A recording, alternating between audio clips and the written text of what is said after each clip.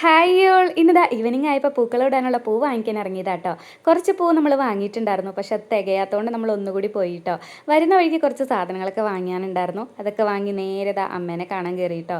കുറച്ച് നേരം അവരുടെ കൂടെ ഇരുന്നത് ആ പിള്ളേരുള്ളത് കൊണ്ട് കുറച്ച് നേരം അവിടെ ഇരുന്ന് കളിച്ചിട്ടൊക്കെയാട്ടോ നമ്മൾ തിരിച്ചു പോകുന്നത്. വീട്ടിലെത്തിയ ഉടനെ തന്നെ കുറച്ച് ക്ലീനിങ് ഒക്കെ ഉണ്ടായിരുന്നു. അതൊക്കെ കഴിഞ്ഞ് പൂവൊക്കെ ക്ലീൻ ചെയ്തു. പിന്നെ ഫുഡും കഴിച്ച് നേരെ പൂക്കളിടാനിരുന്നു കേട്ടോ.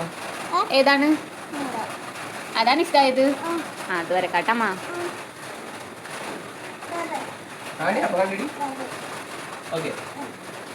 അതാണ് ഇഷ്ടമായമ്മ പൊന്നിനി. ആ ഇടാട്ട നമുക്ക്.